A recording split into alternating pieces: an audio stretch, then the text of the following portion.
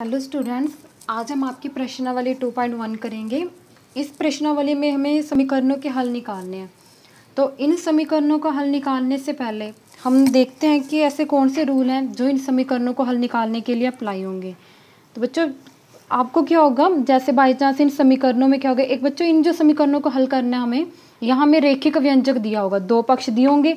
एक पक्ष में एक साइड क्या दिया होगा आपको, रेखिक व्यंजक। एक पक्ष में आपको कोई रेखिक व्यंजक दे रखा होगा और दूसरे पक्ष में बच्चों आपको क्या दे रखी होगी, कोई संख्या दे रखी होगी। आपकी जो प्रश्नावली 2.1 है उसमें जो समीकरण दिए होंगे वो इस टाइप के दिए होंगे कि एक साइड कोई रेखिक व्यंजक होगा और एक साइड कोई संख्या होगी। रेखिक व्यंजक ऐसे बच्चों, जैसे एक आसान सा मान लेते हैं, जैसे आपको दे रखा होगा कहीं x+3 और एक साइड संख्या है, ये आपका क्या होगा, रेखिक व्यंजक हो गया। व्यंजक इसको रेखिक की बोल रहे बच्चों। रेखिक मतलब जो आपको ये जो चर दे रखा होगा ना, चर क्या होता है बच्चों, जिसकी वैल्यू फिक्स नहीं होती। जैसे आपका x हो गया, जिसका मान जो होता है चेंज होता रहता है। तो x जो है बच्चों, यहाँ अगर इसकी घात, अब मैं इसकी घात की बात करूँ तो x की कोई घात नहीं है, तो इसका मतलब हम क्या मान सकते हैं कि वो 1 है, क्योंकि किसी की भी घात अगर 1 होती है तो वो उसी के बराबर आ जाता है। जैसे 2 की घात भी मैं 1 करूँ तो वो 2 होता है। जैसे मैं 2 की 2 कर दूँ तो उसका मतलब क्या है, 2 की 2 से मल्टीप्लाई 4। और अगर मैं इसकी पावर 0 कर दूं, यानी घात 0 कर दूं, तो वो क्या होता है, 1 होता है। तो बच्चों, किसी की भी घात अगर नहीं दे रखी तो इसका मतलब उसकी घात क्या है, 1 है। तो रेखिक का मतलब बच्चों, आपको जो भी चर दे रखा हो ना, उसकी घात 1 से ज़्यादा ना हो। तो आपको ऐसे समीकरण दिए होंगे बच्चों जिसमें एक साइड रेखिक व्यंजक हो, दूसरी साइड संख्या। यानी एक आपको क्या दिया होगा, एक साइड व्यंजक और दूसरी साइड संख्या। व्यंजक ऐसा रेखिक जिसमें x की घात क्या हो, 1 होगी, 1 से ज़्यादा नहीं होगी। तो जैसे बच्चों हमें इस समीकरण को हल निकालना हो, तो इन समीकरणों के हल निकालने का मतलब है आपको x का मान निकालना। समीकरणों का हल निकालने का मतलब क्या है बच्चों, आपको x का क्या निकालना है, मान निकालना है। ये चीज़ निकालनी है आपको। अब वो कैसे निकलेगा, वो इस तरह से निकलेगा कि एक साइड आपका, एक पक्ष में आपका, जैसे आपको 2 पक्ष दे रखे हैं ना, जो आपके दाएं हाथ की तरफ है दाएं पक्ष और जो आपके बाएं हाथ की तरफ है बाएं पक्ष। तो हल बच्चों तभी निकलेगा जब एक पक्ष में आपका सिर्फ x हो, जिसका आपको मान निकालना है, यानी वो चर हो, और दूसरे पक्ष में आपकी सभी संख्याएं दे रखी हो, और उन संख्याओं पर आपको जो भी ऑपरेशन दे रखा होगा, चाहे वो जोड़ का, घटा का, गुणा का, भाग का, वो सब आपको क्या करना है, सोल्व करना है। और उसके बाद जो मान आएगा वही आपका क्या होगा, x का मान होगा। और इस तरह से हम समीकरण का क्या निकालेंगे, हल। तो बच्चों ये तो था, इसको करना कैसे है।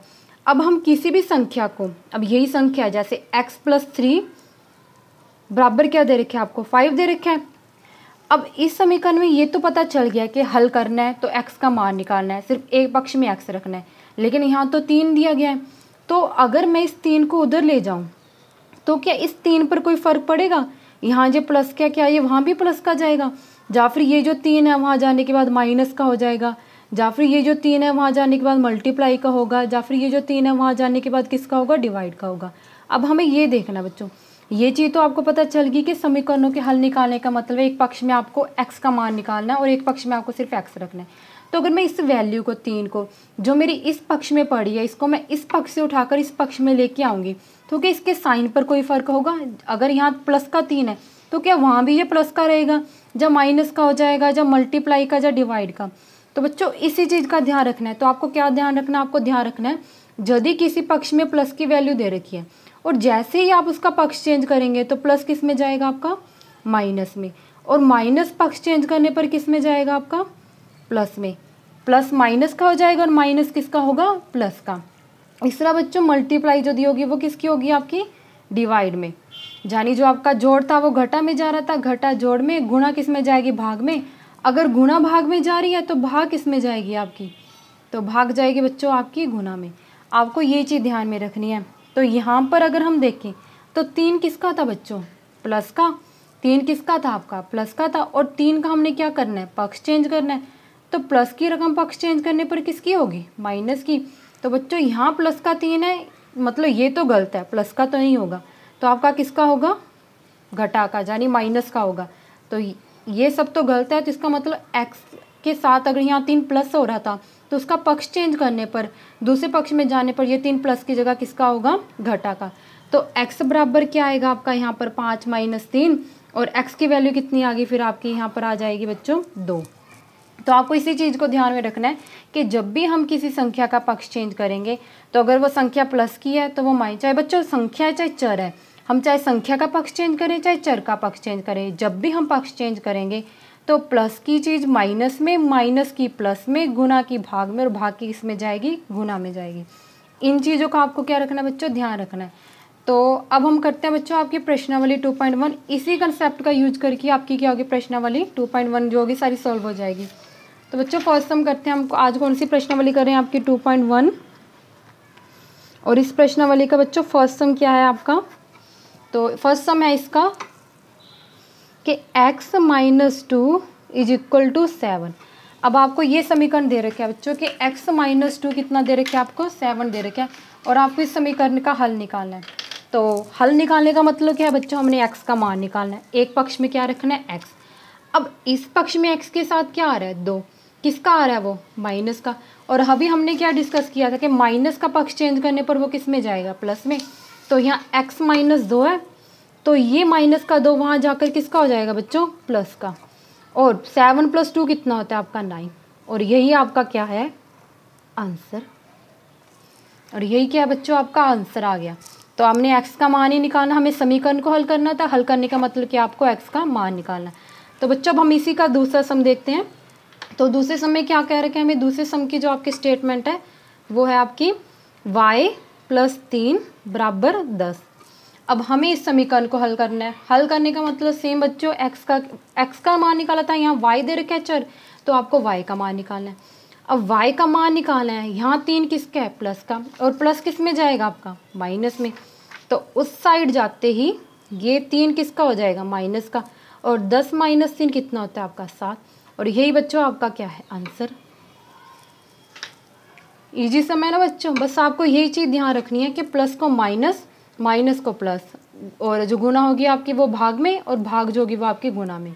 बस आपको ये कंसेप्ट का ध्यान रखना है कि पक्ष चेंज करने पर उनके क्या होंगे साइन चेंज होंगे, चाहे फिर वो चर हो चाहे वो आपकी संख्या हो। अब बच्चों थर्ड सम देखते हैं। इसका थर्ड सम में क्या कह रखा है कि 6 = z + 2, मतलब जो 6 आपका वो किसके बराबर दे रखे है z + 2 के। समीकरण हल करना है मतलब z का मान निकालना है।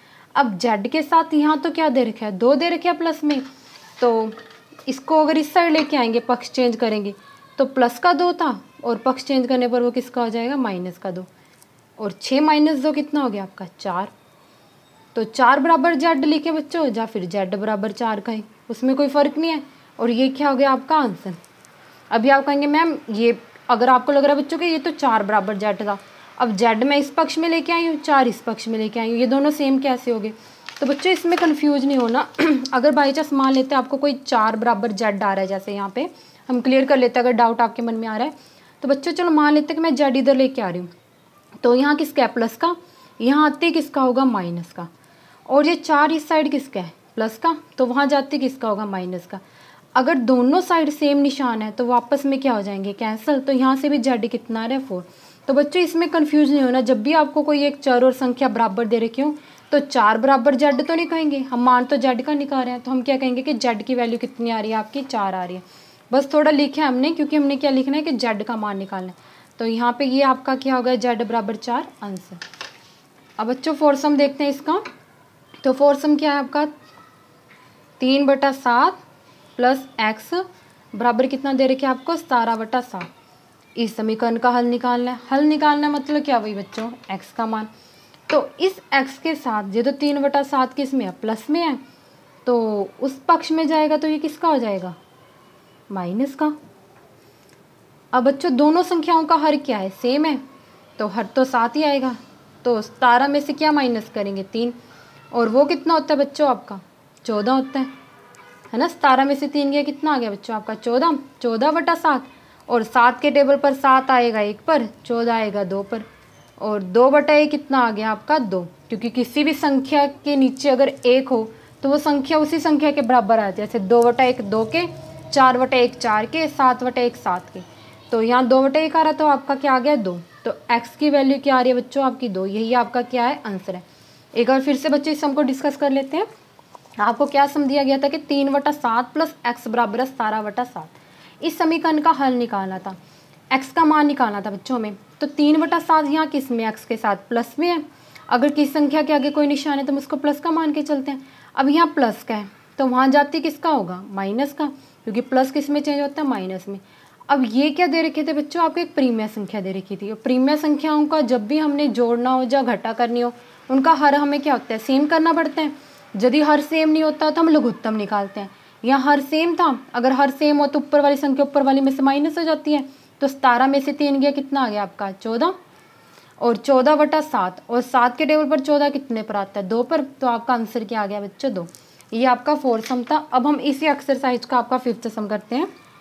तो 5th सम क्या है बच्चों, तो 5th सम में आपको दिया गया कि 6x = 12। अब वही बच्चों आपको x का मान निकालना है। अब x का मान निकालना है, यहाँ जो x है, x के साथ क्या दे रखा है हमें, 6 दे रखा है, और 6 किस में दे रखा है, मल्टीप्लाई में। 6 के साथ यदि बच्चों ऐसे दे रखा ना आपको 6x 7x 8x, x के साथ जब भी कोई संख्या दे रखी होती है ना ऐसे बिना किसी साइन के, तो वो उसके साथ गुना में होती है। तो यहाँ पर 6 जो है आपका किसके है, गुना में। और गुना बच्चों किस में जाएगी हमारी, गुना किस में जाएगी, भाग में। प्लस का माइनस का रिलेशन होता है और गुना का किसके साथ, भाग के साथ। और तो 6 यहाँ किस में है, गुना में, और वहाँ किस में जाएगा, भाग में। यानी 12 क्या हो जाएगा, 6 में। आप इसको ऐसे भी ध्यान रख सकते हैं बच्चों, या फिर वो कैसे कर सकते हैं, 6 यहाँ क्या आता है, x के साथ ऊपर था, और जैसे ही पक्ष चेंज करेंगे वो दूसरी संख्या के क्या जाएगा, नीचे। तो ऊपर था तो यहाँ कहाँ जाएगा, नीचे। अब बच्चों इसको 6 के टेबल पे 6 तो 1 पे आएगा, 12 2 पे, तो आपका क्या आ गया, 2/1 यानी 2। तो x की वैल्यू कितनी आ रही है आपकी, 2। यही क्या आ रहा है बच्चों आपका आंसर। एक बार फिर से डिस्कस कर लेते हैं इस सम को। x के साथ आपको 6 क्या दे रखा था, गुना में, और गुना किस में चेंज होती है, पक्ष चेंज करने पर, भाग में। तो 12 को 6 से भाग देंगे तो आपका आंसर क्या आएगा, 2। या फिर वही बच्चों 6 किस में था, ऊपर था, वहाँ किस में जाएगा, नीचे। तो 6 के टेबल पर 12 कितने पर आ रहा है, 2 पर। भाग देने का मतलब यही है ना बच्चों के दोनों देख रहे हैं हम किस टेबल पर कट हो रहे हैं। तो अब 6 के टेबल पर 12 कितने पे आ रहा है, 2 पे। तो आपके x का मान कितना आ गया, 2। यही आपका क्या बच्चों हल है। तो इसी प्रश्नावली का अब हम 6th सम करते हैं बच्चों। तो 6th सम में हमें क्या दिया हुआ है यहाँ कि t/5 = क्या दे रखा है बच्चों, हमें 10 दे रखा है। t/5 = 10। तो अब हमें क्या करना है बच्चों, इस समीकरण का मान निकालना है। अब हमें इस समीकरण का क्या निकालना है, मान निकालना है। तो अब यहाँ देखा जाए तो बच्चों में t के हमारा चर है, और t के क्या दे रखा है, नीचे 5 दे रखा है। तो जैसे बच्चा आपको कहा था ऊपर हो तो वहाँ नीचे जाता है, यहाँ नीचे कोई संख्या दे रखी है तो वहाँ कहाँ जाएगी, ऊपर। जैसे ही पक्ष चेंज करेंगे वहाँ कहाँ जाएगी, ऊपर। या फिर बच्चों वही कर सकते हैं कि यहाँ गुना की रकम थी, वहाँ किस में गई, भाग में। अब यहाँ t के नीचे ये किस में दे रखा है, भाग में। जब भी किसी चर के नीचे आपको संख्या दे रखी हो, तो या फिर संख्या के नीचे चर दे रखा है, तो इसका मतलब वो आपको किस में दिया गया, भाग में। तो t के नीचे 5 होने का मतलब क्या, t जो 5 है यहाँ वो किस में दे रखे है आपको, भाग में। और भाग की संख्या पक्ष चेंज करने पर किस में जाएगी, गुना में। तो 10 की 5 से गुना करेंगे, आपका क्या आंसर आ जाएगा, 50। यही क्या है बच्चों आपका आंसर, यही क्या है बच्चों आपका आंसर। क्योंकि अगर नीचे कोई संख्या दे रही है इसका मतलब वो क्या है, आपकी भाग में है, तो वहाँ किस में जाएगी, गुना में। जब बच्चों आपको यही भी ध्यान में रख सकते हैं, यहाँ संख्या ऊपर हो तो वो दूसरे पक्ष में नीचे जाएगी, नीचे हो तो वो किस में जाएगी, ऊपर जाएगी। तो इस तरह से भी आप ध्यान में रख सकते हैं, मीनिंग दोनों का सेम ही है। तो इस तरह से आपके 6th सम का क्या आंसर आया है यहाँ से बच्चों, तो 6th सम का आंसर आता है आपका यहाँ से 50। तो अब बच्चों हम इसी एक्सरसाइज का 7th सम करते हैं। तो 7th सम की स्टेटमेंट है आपकी 2x/3 = 18, यानी 2x/3 बराबर कितना दे रखा है बच्चों आपको, 18। तो x का मान निकालना है। अब बच्चों आपको 5th और 6th जो आपने सम सीखा ना, दोनों को कंबाइन करके, दोनों को मिक्स करके 7th सम दिया गया। अगर आपको 5th और 6th सम अच्छे समझ में आ गए तो ये सम कुछ नहीं है। तो बच्चों करते हैं, बहुत ईजी सम है। अगर हम देखें तो यहाँ 3 किस में दे रखे हैं बच्चों, नीचे दे रखे हैं, तो वहाँ कहाँ जाएगा, ऊपर। यानी 3 भाग में है तो वहाँ किसका हो जाएगा, गुना का। तो अब बच्चों ये तो ऐसे ही पड़ा था। अब यहाँ 2 किस में है हमारा, गुना में। किसी अक्षर के साथ यहाँ लगाओ, ऊपर लगाओ अक्षर, वो कितने है, गुना में है, तो वहाँ किस में जाएगा, भाग में। तो यहाँ की किस में चला गया, भाग में। अब बच्चों इसको क्या करना है, हमने सोल्व निकालना है। अब 2 के टेबल पे 2 तो 1 पे आएगा, 18 कितने पे आता है हमारा, जो 18 आता है वो कितने पे आता है, 9 पे। तो और 9 की 3 से गुना की कितना आ गया बच्चों आपका, 27। तो यहाँ से x का मान कितना आ रहा है आपका, 27। और तो यही क्या है बच्चों आपका आंसर। फिर से रिवाइज करते हैं बच्चों, के सब कैसे किया। हमें क्या दे रखा था, हमें स्टेटमेंट दे रखी थी कि 2x/3 = 18। तो बच्चों 3 यहाँ क्या था, नीचे, वहाँ कहाँ जाएगा, ऊपर। ऊपर किस साइन के साथ जाएगा, गुना के साइन के साथ। तो 18 की 3 के साथ क्या होनी थी, गुना। चाहे आप गुना कर लो बच्चों, यहाँ से 54 आ जाएगा, फिर उसको 2 से डिवाइड कर लो। या फिर हमने क्या किया ताकि हमारी कैलकुलेशन ईजी हो, हमने इसको ऐसे ही रख लिया। अब यहाँ 2 किस में था, ऊपर था, तो वो कहाँ जाना था, नीचे। अब ये दोनों तो कट हो रहे थे किसके टेबल पर, 2 के टेबल, क्योंकि 2 के टेबल पर 18 कितने पे आता है, 9 पे। तो इसको हमने क्या कर दिया, 2 के टेबल पर इसको क्या कर दिया, डिवाइड कर दिया। तो यहाँ कितना आ गया 9, और 9 की 3 से मल्टीप्लाई की कितना आ गया आपका 27। तो बच्चों x बराबर 27 क्या आ रहा है, आपका आंसर आ रहा है। तो बच्चों अब इसी एक्सरसाइज का हम करते हैं 8th सम। तो 8th सम में क्या दे रखे हैं आपको, तो 8th सम की जो स्टेटमेंट है आपकी, उसमें दिया गया आपको 1.6 इज इक्वल टू y 1.5। यानी बच्चों 1.6 बराबर दे रखे हैं आपको y बटा 1.5 के, 1.5 के। अब हमें वही बच्चों समीकरण हल करना है, मतलब y का मान निकालना है। अब y का मान निकालना है बच्चों, तो y तो अकेला रखने एक पक्ष में, और y के यहाँ नीचे संख्या दे रखी हो तो पक्ष चेंज करने पर कहाँ आएगी, वो ऊपर। और किस साइन के साथ आएगी, मल्टीप्लाई के साइन के साथ। या फिर बच्चों वही किस में दे रखी थी, भाग में, भाग की संख्या किस में जाएगी, गुना में। तो 1.6 मल्टीप्लाई जो दे रखा, 1.6 मल्टीप्लाई जो 1.5 था वो आपका किसके बराबर आ गया, y के। अब बच्चों इन दोनों की क्या करनी है आपको, मल्टीप्लाई। अब अगर आपको दशम वाली जो गुना होती है बच्चों ने वो नहीं भी करनी आती, तो आपको सिंपल गुना करनी है। आपने क्या करनी है, 16 के सिंपल 15 से गुना करनी है। जैसे हम इनकी गुना करेंगे तो कितना आ जाएगा हमारा 240।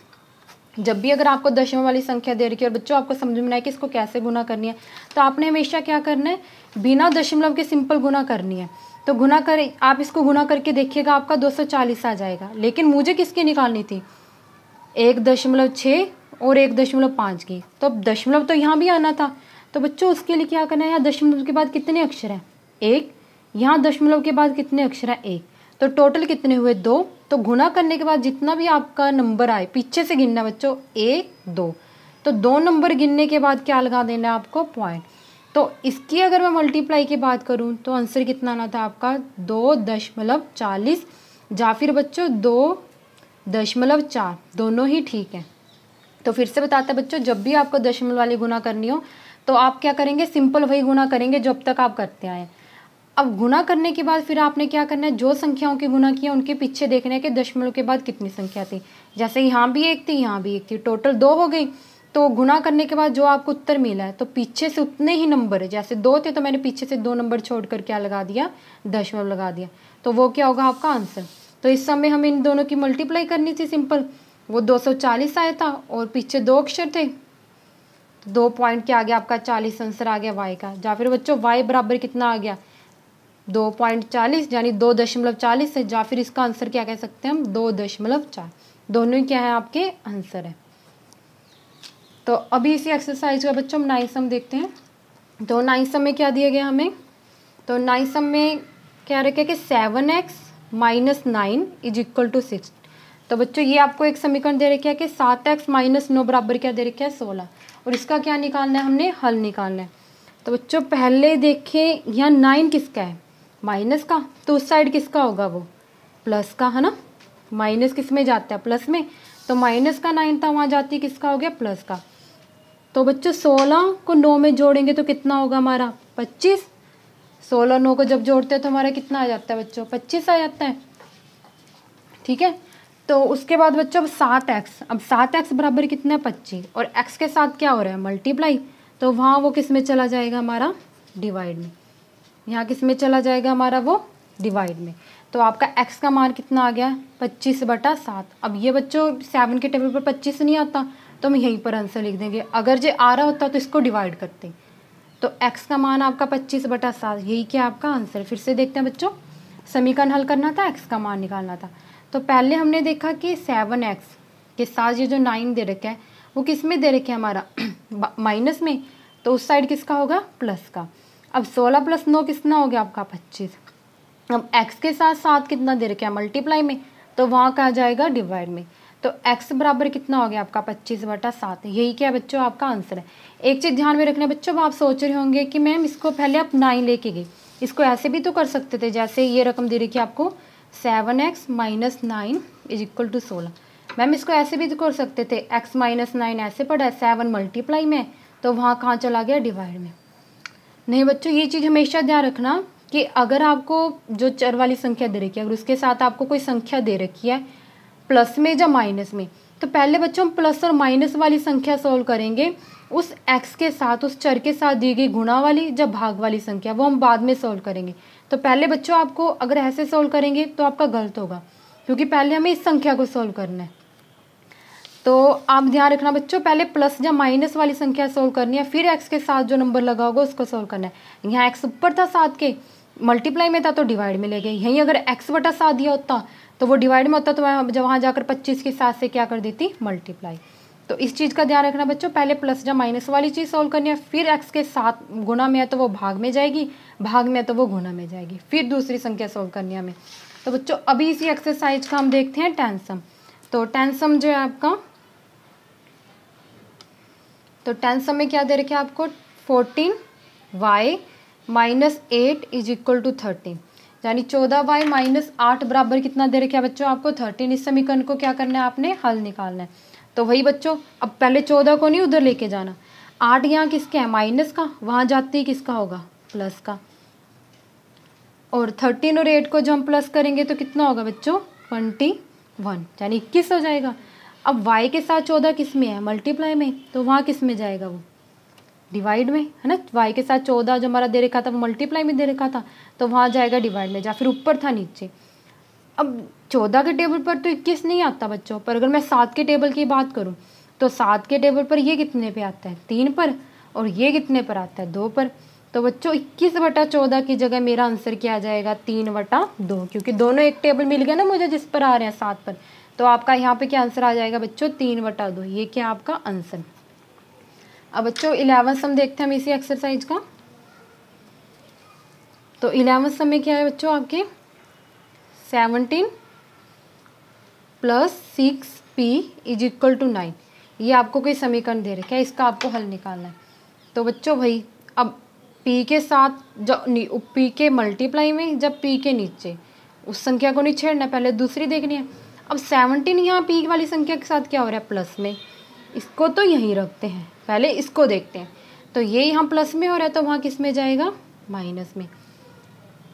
और बच्चों हमें पता है कि छोटी में से बड़ी संख्या तो माइनस होती नहीं है, छोटी में से बड़ी संख्या तो नहीं घटा सकते, तो बड़ी में से छोटी ही घटानी है। तो 17 में से क्या घटाएंगे बच्चों हम, यहाँ 17 में से क्या घटाएंगे, 9 घटाएंगे, और 17 में से 9 गया, कितना आ गया आपका 8। 17 में से 9 घटाए बच्चों आपका कितना आ गया, 8।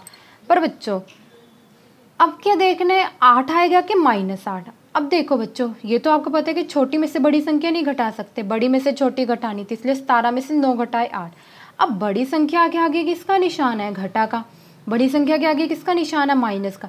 तो आपका आंसर जो होगा वो 8 की जगह क्या आएगा, -8, क्योंकि सोल्व करने के बाद हम जो निशान बड़ी संख्या के आगे होता है वही लगाते हैं। तो 6p जो होगा वो आपका किसके बराबर होगा, -8 के। अब p के साथ 6 मल्टीप्लाई में है तो वहाँ कहाँ जाएगा, डिवाइड में, जो ऊपर था वहाँ कहाँ गया, नीचे। अब 6 के टेबल पर 8 नहीं आता, लेकिन 2 के टेबल पर 8 भी आता है 4 पे, और 6 भी आता है 3 पे। तो आपका आंसर क्या आ गया बच्चों, 4/3 नहीं, यहाँ क्या निशान था, माइनस का, तो आपका आंसर क्या आ गया, -4/3। तो p का मान -4/3, ये क्या है बच्चों, आपका आंसर आ गया। अब हम बच्चों इसी एक्सरसाइज का लास्ट सम जो आपका टेलर सम है वो करते हैं। तो उसमें क्या दिया गया हमें कि x/3 + 1 इज इक्वल टू 7/15, यानी x/3 + 1 बराबर कितना दे रखा था बच्चों आपको, 7/15 के। समीकरण हल करना है, मतलब x का मान निकालना है। अब बच्चों वही x के नीचे या x के मल्टीप्लाई में कोई नंबर दे रखे उसको बाद में सॉल्व करेंगे, पहले उसके साथ जो प्लस या माइनस में चीज़ दे रखी है उसको, तो इसको सेम रखा। अब जो एक था यहाँ प्लस का था, वहाँ किसका होगा, माइनस का। अब मैंने आपको बताया था बच्चों, जब भी हमें परिमेय संख्या दे रखी हो तो उसको हल निकालने के लिए क्या करते हैं, या तो हर सेम हो, नहीं सेम तो बच्चों एलसीएम लेते हैं। तो क्या मैं इस एक के नीचे पहले 1 लगा सकती हूँ, ठीक है। यहाँ पे बच्चों चलो कन्फ्यूजन हो, एक और इस मैं दूसरे पेन से लिख देती हूँ आपको ताकि डाउट ना हो। यहाँ 1 प्लस का था, मैं माइनस में लेके गई। अब मैं क्या कर सकती हूँ, इस 1 के नीचे 1 लगा सकती हूँ, क्योंकि किसी भी संख्या के नीचे 1 लगा हुआ संख्या उसी के बराबर होती है। तो बच्चों मैंने 1 लगा दिया। अब 15 और 1 का लघुत्तम कितना होगा, 15, और 7 में से क्या होगा, 15 के टेबल पर 15 तो 1 पर आता है, और 7 की 1 से मल्टीप्लाई की 1 के टेबल पर 15 15 पर 15 के 1 से मल्टीप्लाई की 15। कुछ नहीं बच्चों, एलसीएम लिया परिमेय संख्याओं का, जो हम पहले डिस्कस कर चुके हैं कि वो कैसे लेते हैं। तो अब यहाँ क्या करते हैं, बड़ी में से छोटी, छोटी में से बड़ी तो नहीं घटा होते, तो 15 में से क्या करना है बच्चों, हमें 7 घटाना है। तो 15 में से जैसे ही हमने 7 घटाया तो क्या आ रहा है बच्चों, देखो यहाँ 7 माइनस क्या आ रहा है आपका 15 आ रहा है ना। फिर से बता रहे बच्चों, एक बार रिवाइज कर लेता कि आपको कन्फ्यूजन है। एक यहाँ किसका था, प्लस का, तो दूसरे पक्ष में जाती है वो किसका हो गया आपका, माइनस का। दूसरे पक्ष में जाती है बच्चों वो किसका हो गया आपका, माइनस का। अब इन दोनों संख्या को माइनस करना है, दो परिमेय संख्या को माइनस करने के लिए हर क्या होगा, सेम होगा। सेम हो तो बच्चों ऊपर वाली संख्या ऊपर वाली में से माइनस हो जाती है, जैसे 4 सम में था हर सेम था, तो 17 में से सीधा 3 माइनस कर दिया। यहाँ हर सेम नहीं है बच्चों, तो हमें लघुत्तम लेना होगा। तो 15 और 1 का लघुत्तम 15, और फिर लघुत्तम की हेल्प से हमने इनको सॉल्व किया तो कितना आ गया 7 माइनस 15। तो बच्चों 15 में से 7 गया, कितना आ गया 8। अब वही बच्चों बड़ी रकम में से आगे किसका निशाना, माइनस का, तो आपका क्या आएगा यहाँ से 8/15। इस साइड आपका x/3 है, यो पड़ा ही है। अब x/3 बराबर है आपका -8/15, लेकिन हमें तो x का मान निकालना है, तो 3 यहाँ नीचे है, वहाँ कहाँ जाएगा, ऊपर। जब 3 यहाँ डिवाइड में है, वहाँ किसका होगा, मल्टीप्लाई का। तो बच्चों 3 के टेबल, अब ये कितना बन गया, -8/15 था, और प्लस में कितना आ रहा है हमारा 3 आ रहा है। अब 3 के टेबल पर 3 तो 1 पर आता है, और 15 कितने पर आता है, 5 पर। 3 के टेबल पर 15 5 पर आता है, और 8 की 1 से गुना की 8, माइनस का निशान था तो माइनस का निशान, नीचे क्या आ गया 5। तो बच्चों x बराबर -8/5 क्या आ गया आपका आंसर। एक बार फिर से रिवाइज कर लेते हैं बच्चों। आपको इस समीकरण का हल निकालना था, तो यहाँ 1 प्लस में था, वहाँ गया माइनस में। इस संख्या कुछ नहीं, लघुत्तम की हेल्प से हमने क्या किया, माइनस किया। माइनस करने के बाद आपका आ गया -8/15। अब 3 यहाँ क्या था डिवाइड में, वहाँ किस में गया, मल्टीप्लाई में। अब 3 के टेबल पर 3 तो आता है 1 पर, 15 आता है 5 पर। अब ऊपर क्या है 1 और 8 है, इन दोनों की मल्टीप्लाई की 8 आ गया, माइनस का निशान था तो माइनस का 8। नीचे बच्चों सिर्फ 5 है, तो आपका क्या आ गया 5। तो x बराबर -8/5 क्या आ गया बच्चों, आपका आंसर आ गया। तो यही आपका इस प्रश्नावली जो आपकी 2.1 थी उसका लास्ट सम था 12th। तो उम्मीद करते हैं बच्चों आपको पूरी प्रश्नावली अच्छे से समझ में आ गई होगी। बहुत ही इजी प्रश्नावली है, बस आपको इस चीज़ का ध्यान रखना है कि समीकरण को हल करने का मतलब आपको x का मान निकालना है। मतलब आपको एक पक्ष में सिर्फ x रखना है, उसके साथ जितनी भी संख्याएं दी गई हैं उन सबको दूसरे पक्ष में ले जाकर सोल्व करना है। और एक बात का ध्यान रखना बच्चों, जैसे ही आप किसी संख्या या चर का, किसी संख्या या चर का जैसे ही आप पक्ष चेंज करते हैं, तो अगर वो प्लस की है तो वो माइनस की होगी, माइनस की प्लस की, गुना की भाग की, और भाग की किसकी होगी, गुना की। तो संख्या का क्या होगा बच्चों, निशान चेंज हो जाएगा, चिन्ह चेंज हो जाएगा। बस आपको चिन्ह चेंज कर वही कैलकुलेशन करनी है जो आपको दी गई होगी। तो ये बच्चों आपकी प्रश्नावली 2.1 थी। अगर आपको कोई भी डाउट हो, कुछ भी कन्फ्यूजन हो बच्चों, तो हमें कमेंट सेक्शन में बताना, या फिर इसका कोई भी समझ में ना आया हो तो हमें कमेंट सेक्शन में जरूर बताना, हम आपका डाउट जरूर क्लियर करेंगे। तो बच्चों प्लीज़ अगर आपको हमारी वीडियो अच्छी लग रही है, हमारी कोशिश आपको पसंद आ रही है, तो आप हमारी वीडियो को लाइक कीजिए, अपने फ्रेंड्स के साथ जितना हो सके बच्चों उतना शेयर कीजिए, और हमारा चैनल है कॉपी पेन मैथ, आप इसको ज़रूर सब्सक्राइब कीजिए। Thank you friends.